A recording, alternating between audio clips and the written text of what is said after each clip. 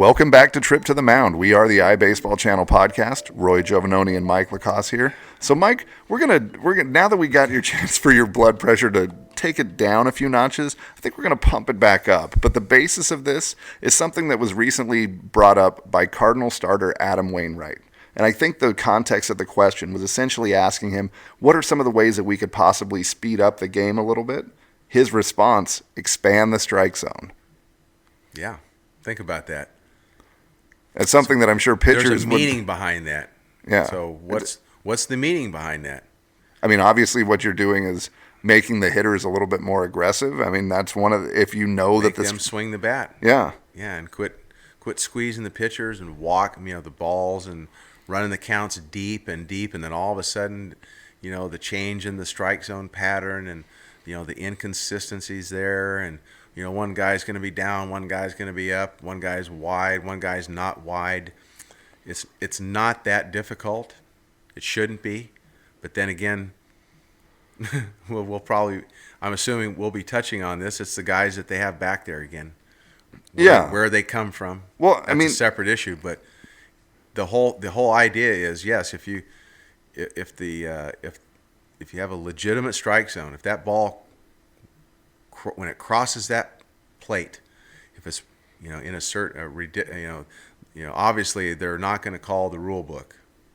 They're not going to do that because they say they don't want to hear here's the reasons they'll tell you. Check this out, Roy. And of course, nobody ever asks that again. Of course, unless they do ask it, then you get the boilerplate answer to the question. Yeah. It's all controlled. But here's the real question. They'll say, well, we asked those pitching coaches if they wanted us to call those pitches up here, and they said, of course not. We want our pitchers to pitch down. We don't want them pitching up in the strike zone. Yeah, okay. So what you're telling me is, we don't want you to call a certain pitch a strike for one of my pitchers. Yeah, okay. Yeah, okay. So anyways, that's their theory. Yeah. Well, the coaches don't want us to call those up there anyway because those get hit out of the ballpark. That's one of their reasons that they used to throw out there all the time. And, of course, the pitching coaches were afraid to say anything against them, and so they'd agree with that, saying, oh, yeah, we got to keep the ball down, and keep the ball in the ballpark, and make our pitches down, And, okay, and so that was that. And so they manipulate that, and it's the umpires. You asked me about the umpires, but it is the umpires, but, the umpires are run by Major League Baseball. Yeah. So Major League Baseball, as in a lot of the other rule changes and common sense moves, they're going to take 40, 50 years to figure it out, like they always do. Yeah. Well, and when you're talking about expanding the strike zone, in your opinion, obviously he didn't give specifics, where would you put the strike zone? Where would be the uppermost point and where would be the lowermost? I can tell you right now that it's better than it was it's bigger than what it was when I pitched. There's no question about it. It looks to me like right now it's maybe around the belly button. Okay. And in some cases, maybe the top of the belly button, depending on how a hitter's standing in there. As far as for the topmost point, for correct? The top. That's always the most of the question mark is in the upper part of the zone. It's not too much in the bottom. Yeah. It can be in the bottom, but most of the time it's not. Yeah. Because they seem to be getting that a little bit better. There are some guys that don't get it down there, and then, of course, they get yelled at even more because if you can't get that, what are you going to get, And so, anyway, yeah, most of it is coming from this upper part of the strike zone. I can tell you when I played that the belt was not even a strike. Too high? Too high. Wow. We can go back and we can watch tape after tape after tape after pitch, and it was just they played with the strike zone quite a bit more than you see happening now, in my opinion. Yeah. Well, and to that, because you talked a little bit about, don't throw it up because obviously they know that's where the power hitters can get on top of the ball. Where in the body is that place where you think the guys were really connecting with those upper pitches? Isn't it in that belly button to almost? Well, that has nothing to do with it. Yeah, I mean, it's getting these pitches called strikes that are on the corner out there. See, if you can get a pitch called that's, say, belly button high and on the corner, that's a pretty good pitch too. Everybody thinks, well, that's a home, but it's home run or something. Yeah. No, that's a tough. If you're throwing 95, 97, 98, 100 miles an hour, it's even more difficult to catch up with the pitches up in the strike zone than down. Much easier. That's why you see a lot of power pitchers pitch up the ladder. They'll start, and by the time they're done, struck a guy out, the pitch is up under his armpits or sometimes head high. Yeah. Because of the ride that they have to their fastballs. Which a little bit like Max Scherzer, correct? Yeah, I mean, if you throw 85, Roy, and you put one and you belly button and it's there, it might get smacked. Yeah. But if you have some stuff on it, hey, ask any pitcher. In reality, wants any pitch you throw that they're willing to call a strike, you would want it. Yeah. I mean, come on. Well, and I think what Wainwright was saying, it's what you're saying as well, is you want consistency in it. I think that's the other thing, is you want to know that this is, from this designated spot to this designated spot in all these areas, that this is an absolute strike or no strike, because in doing so, again, it is going to speed the game up. It's going to make hitters a little bit more on their toes to knowing that these are the parameters have widened a little bit as far as that goes. Yeah, but I can tell you right now, even the guys that they have in the strike zone today, what he's complaining about for the most part, I believe is left and right. Okay. A lot of it is.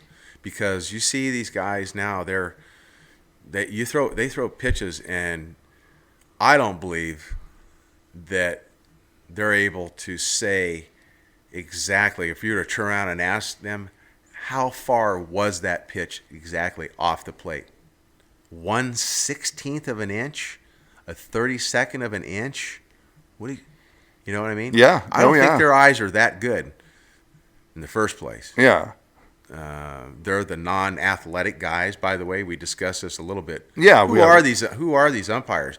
They're not the top-notch athletes.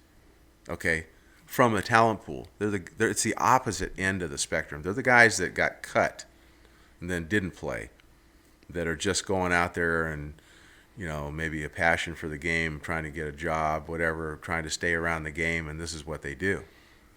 They're not the good athletes for the most part. Do you think that baseball could have an improvement in this if maybe you took players that, say, young guys that maybe got into the minor leagues but then had their careers cut short, and maybe do a little bit of career development where you maybe put that in place to start working some of those guys as umpires themselves? Do you think you would get a different perception on how the game is called?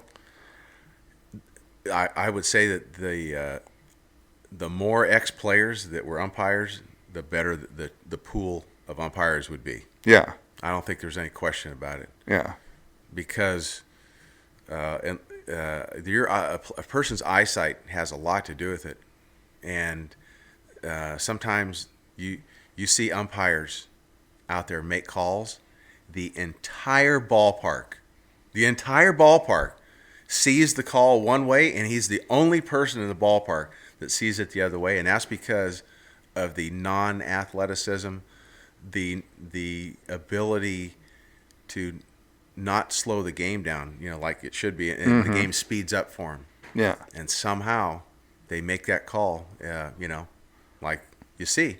Well, I mean, and then of course there are the Angel Hernandez types. I'm going to go ahead and throw a name out there because now I'm starting to get a little bit irritated about this too, because here's a guy that goes and looks at a replay on a camera and still got it wrong. And so what do you do with that? Yeah. Bob Melvin, he gets kicked out.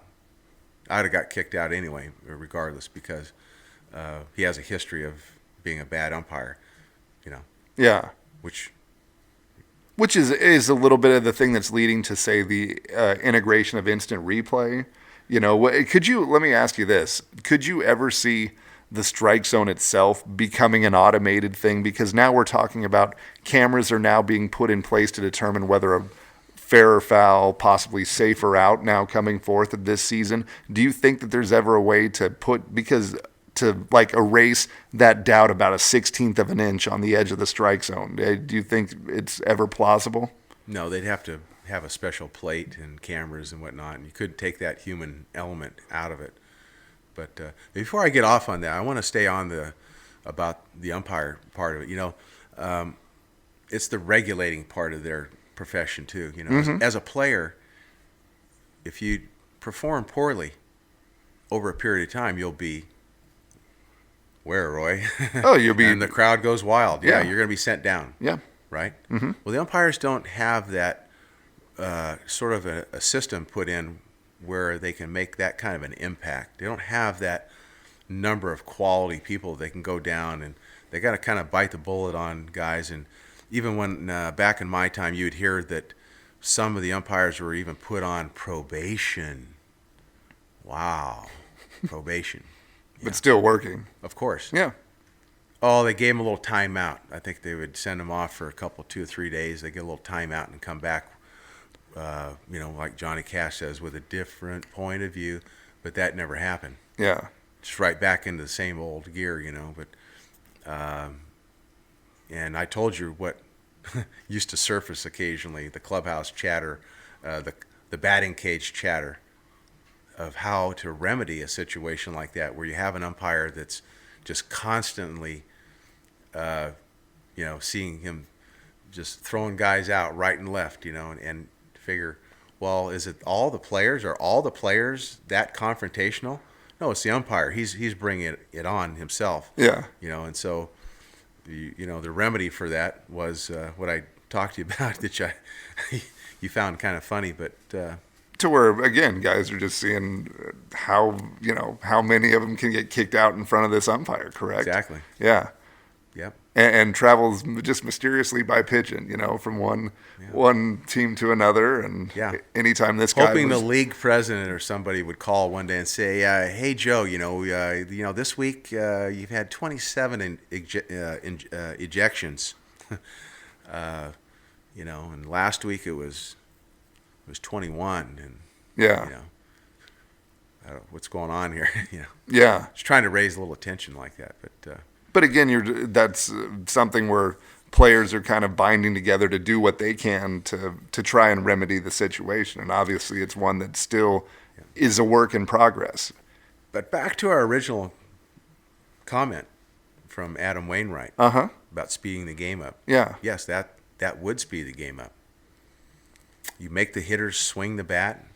Their averages might dip down in some of these all these 97 different kind of stats they got on the hitting, because it forces them, you figured that out, obviously, they're going to have to start swinging the bat. But, there's some umpires out there right now that if you watch, they're really squeezing pitchers out there.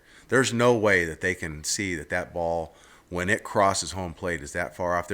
I think they're reacting more to where they see the end result of the pitch, the tailing fastball, the cutting fastball. I don't think they see it. Yeah. If it's that close for people to pay attention to, then it's most people aren't going to complain about stuff like that. You see the hitters now.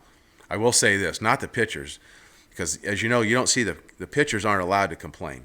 They're always facing the umpire. You're just not allowed to do it. You can't show the umpire up. You're supposed to let the catcher do it. Mm-hmm. And, of course, you hope the catcher is doing an A-plus job on your behalf and getting the point across. And going to, hey, you've missed, it's 3 or 4 pitches now. We're in the 4th, 5th inning here. Let's, or a situation where, the first 3 innings, this was a strike, and now the last couple innings, it's not a strike. What's going on here? Yeah. And he's getting a little irritated out there because you're not consistent. You got to think of these conversations, about what's going on back there, and you hope that it's working out in your behalf, because as you know now, the pitchers are supposed to be robots. Now the hitters, they can freak out and challenge them all the time, which they're not supposed to do.